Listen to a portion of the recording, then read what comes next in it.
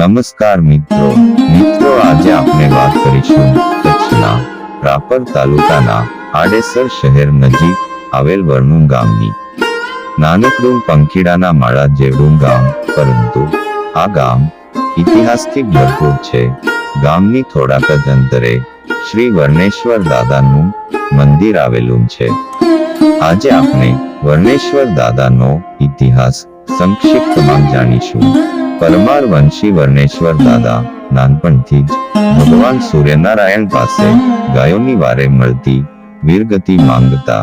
એક વખત ભાભીશ્રીએ મેણું માર્યું કે વીરગતિ જોઈતી હોય તો રણ મેદાનમાં જવું પડે, ઘર બેઠા વીરગતિ ના મળે. દાદાને મેણું લાગી આવ્યું. દાદા પોતાનો ઘોડો લઈને પશ્ચિમ તરફ નીકળી ગયા. વર્ણેશ્વર દાદા ટીકર ગામ પહોંચ્યા. ખબર પડી કે ટીકર ગામની ગાયો લઈને મલેચ્છાઓ ભાગ્યા છે.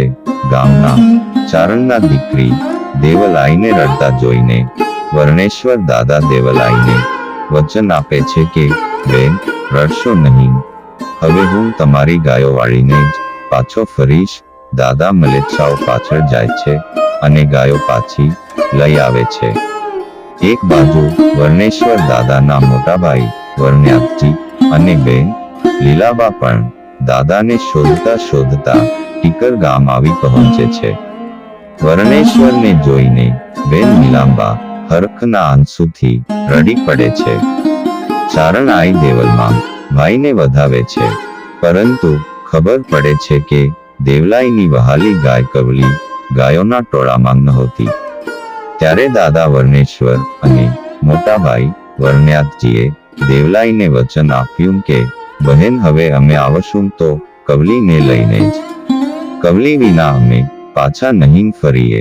આમ બંને ભાઈઓ કવલીને લેવા જાય છે, પરંતુ જાણ થાય છે કે લૂંટારુઓએ કવલીને વધેરી નાખી છે. વર્ણેશ્વર દાદાનો ક્રોધ ભભૂકી ઉઠ્યો અને એક પછી એક એમ લૂંટારુઓને મારવા લાગ્યા. તે વખતે દાદાએ પોતાનું મસ્તક ઉતારી અને દેવીસર તળાવની પારે મૂકે છે અને દાદાનું ધડ લડે છે.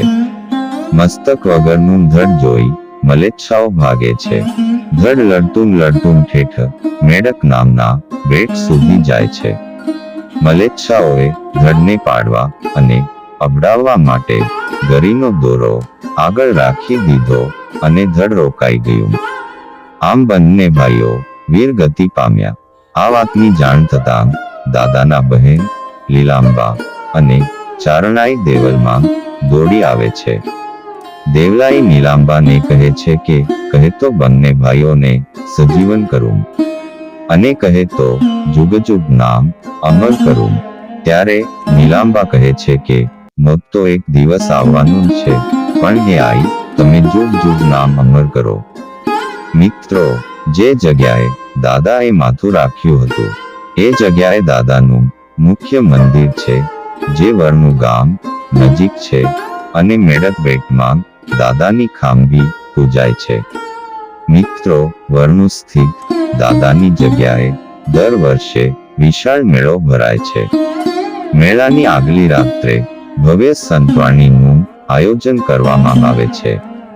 વરનું સ્થિત જગ્યાએ વિશાળ ગૌશાળા આવેલી છે. મિત્રો, દાદાની જગ્યાએ ખાટલો કે ચારપાઈ ઢાળવાની મનાઈ છે. આ બાબતે એક કહાની પ્રચલિત છે. ઈસ્ટ ઇન્ડિયા કંપનીનો એક અધિકારી દાદાની જગ્યાએ આવેલો, જેનું નામ જેમ્સ મકમાર્ડો હતું, અને એને જીદ પકડી કે હું દાદાની જગ્યાએ ખાટલો વસાવીને ત્યાં રાત્રિ રોકાણ કરીશ. સવારમાં આ અધિકારી દાદાની જગ્યાએથી મૃત હાલતમાં મળ્યો, જેનું પ્રમાણ આપ વિકિપીડિયા પર જોઈ શકો છો.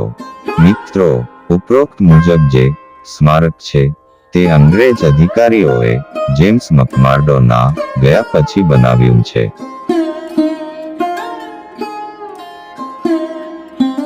મિત્રો, આ હળાહળ કળજુગમાં પણ દાદા વર્ણેશ્વર પરચા પૂરે છે. જય દાદા વર્ણેશ્વર. મિત્રો, અમારી આ રજૂઆત કેવી લાગી કમેન્ટમાં તમારા પ્રતિભાવો જણાવો.